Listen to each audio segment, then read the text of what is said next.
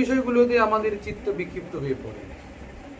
যদি শ্রীগুরু চরণে পূর্ণরূপে ঠিক ঠিক শরণাগত হওয়া যায়, তাহলে কিন্তু আস্তে আস্তে করে বিক্ষিপ্ততা দূর হয়ে যাবে।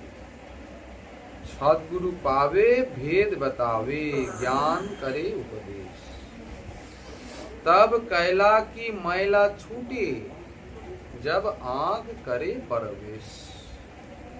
এই দেখুন, জ্ঞান কে বলবে? সদগুরু।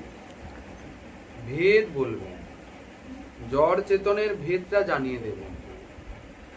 আপনি কোথায় ডুবে রয়েছেন, কি কি জালে বন্ধনে আবদ্ধ রয়েছেন, সদগুরু চোখে আঙুল দিয়ে দেখিয়ে দেবেন। আচ্ছা, আপনি কয়লাকে যদি সারা জীবন ধরে ঘষতে থাকেন সাবান দিয়ে, খার দিয়ে, স্কচ ব্রাইট দিয়ে, কয়লা কোনোদিন পরিষ্কার হবে? কয়লার থেকে কোনোদিন চন্দনের মতো রং বেরোবে কি? ও যত ঘষবেন ততই কালো বেরোবে। ঘষতে ঘষতে ঘষতে ঘষতে এক সময় দেখা যাবে কয়লাটাই খতম হয়ে গেছে। আচ্ছা, সেই কয়লাটাকে সাদা করার উপায় কি তবে? বলছেন, তব কয়লা কি ময়লা ছুটে, জব আগ করে প্রবেশ। আগুন দিয়ে যখন কয়লাকে জ্বালানো যাবে, পুড়ে ছাই হয়ে যাবে, তখন সাদা হয়ে গেল।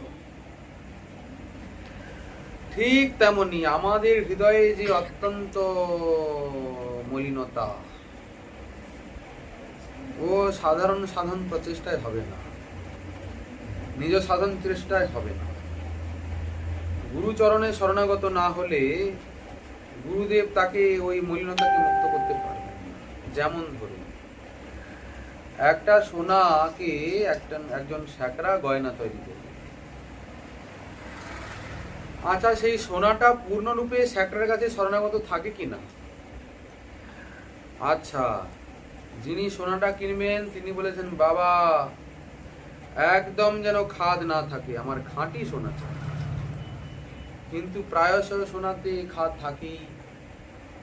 তখন কি করতে হয়? সোনাকে পুড়াতে হয়। সোনা যদি বলে, আমাকে কেন পুড়াচ্ছ, কেন জ্বালাচ্ছ, কেন যন্ত্রণা দিচ্ছ, তাহলে ওই যে শ্যাকরা তো ভয়ে পালিয়ে যাবে, বলবে সোনার মধ্যে ভূত ঢুকেছে। তাই কি না?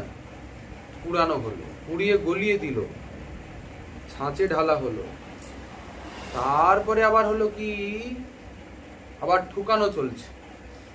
আচ্ছা, সোনাটার কত কষ্ট বলুন দেখি। আগে কিন্তু ছিল একটা পিণ্ড, এখন তাকে একটা সুন্দর রূপ দেওয়ার জন্য কত পরিশ্রম শ্যাকরাকেও করতে